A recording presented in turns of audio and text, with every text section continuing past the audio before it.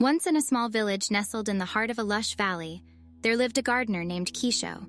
Kisho was well known for his extraordinary garden, where vibrant flowers bloomed, and the sweet aroma of jasmine and rose lingered in the air. The villagers often sought refuge in the garden, finding solace in its beauty and serenity. But as the years went by, the garden began to wither. The once thriving flowers drooped, and the once rich soil turned dry and barren. Kisho, determined to save his garden, tried every technique and remedy he could find, yet nothing seemed to work. Desperate and disheartened, Kisho decided to seek the help of a Buddhist monk, known for his wisdom and expertise in the art of Zen. The monk, Master Haku, lived in a modest temple atop a nearby hill. Kisho embarked on the journey to the temple, carrying with him the weight of his failing garden. When he finally arrived, he poured his heart out to Master Haku, seeking guidance on how to restore his garden's vitality. Master Haku listened intently and then gently replied, "My dear Kisho, the garden's suffering is not just a matter of dry soil and lack of sunlight. It is a reflection of your own inner turmoil.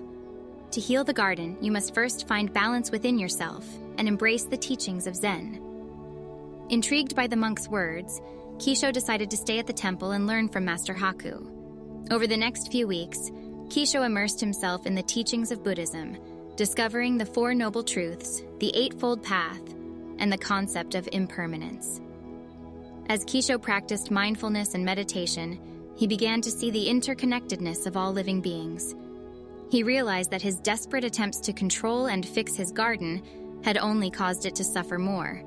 He learned that true harmony comes from understanding the delicate balance of life and allowing nature to take its course. With newfound wisdom, Kisho returned to his garden. He took a deep breath, and for the first time in months, he felt a sense of peace. He approached the garden with gentle hands and a compassionate heart, tending to the plants with newfound patience and understanding. Slowly, the garden began to transform. The soil, once dry and lifeless, became rich and fertile again. The drooping flowers regained their vibrant colors, and new life sprouted from the earth.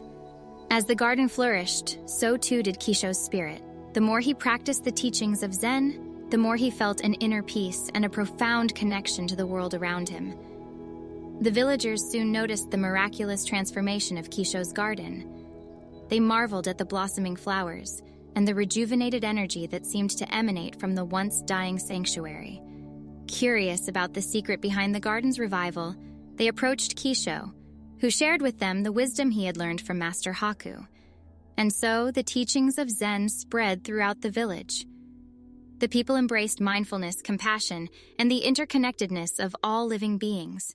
They cultivated their own inner gardens, finding balance and peace within themselves, just as Kisho had done. In time, the entire valley transformed, reflecting the harmony and beauty of the Enlightened Garden. The villagers lived in peace and unity, guided by the wisdom of Zen and the loving kindness they had learned from Kisho and Master Haku. Thus, the Enlightened Garden became more than just a physical space. It became a symbol of the transformative power of inner peace and the path to enlightenment. And Kisho, once a struggling gardener, became a beacon of hope and inspiration to all who crossed his path. As the years went by, Kisho continued to tend to his garden with unwavering dedication, always remembering the teachings of Master Haku. He welcomed visitors from far and wide, sharing with them the wisdom of Zen and the importance of nurturing their own inner gardens. One day, a young woman named Amaya visited Kisho's garden. Amaya was a talented artist who had lost her inspiration and was struggling to find meaning in her work. She had heard tales of the Enlightened Garden and hoped that its beauty might help her regain her creative spark. Kisho, sensing Amaya's turmoil, invited her to sit with him in the garden. He spoke to her of the impermanence of life and how, just like the blossoming flowers in the garden, moments of inspiration would come and go. He explained that true creativity comes from a deep connection with oneself and the world around us, and that by embracing the teachings of Zen, she could find the inspiration she sought. Amaya listened intently, captivated by Kisho's words. She decided to stay in the village for a while, learning from Kisho and practicing mindfulness and meditation. As she delved deeper into the teachings of Zen, she discovered a newfound appreciation for the beauty in every moment, and her inspiration began to flow once more. Her art transformed, reflecting the harmony and balance she had found within herself. The villagers marveled at her work, which, like the Enlightened Garden, seemed to radiate a sense of peace and serenity. Amaya felt a profound gratitude towards Kisho and Master Haku, whose teachings had helped her find her way back to her true calling. With time, the story of the Enlightened Garden spread beyond the valley, attracting people from all walks of life who sought guidance on their own paths to enlightenment.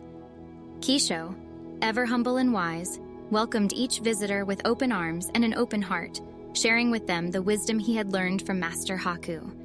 And so, the legacy of the Enlightened Garden and the teachings of Zen continued to flourish, touching the lives of countless individuals and fostering a sense of unity and peace throughout the land.